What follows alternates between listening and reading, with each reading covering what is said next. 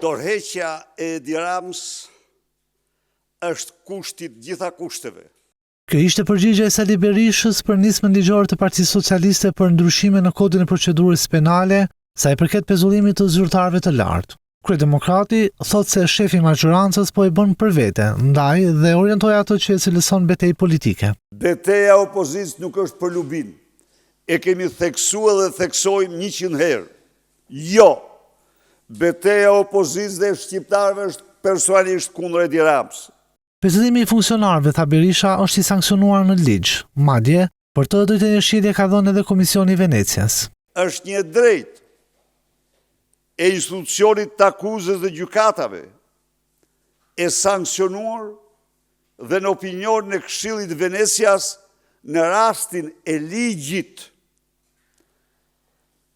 rastin e miratimit të procedurës penale, të ligjit të kodit procedurës penale të Kosovës.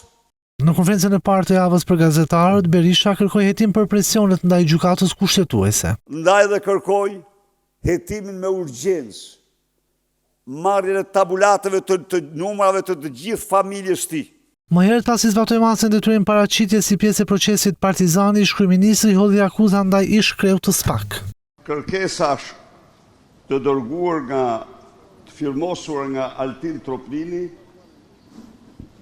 për të gjitha, për 16 institucione, për të hetuar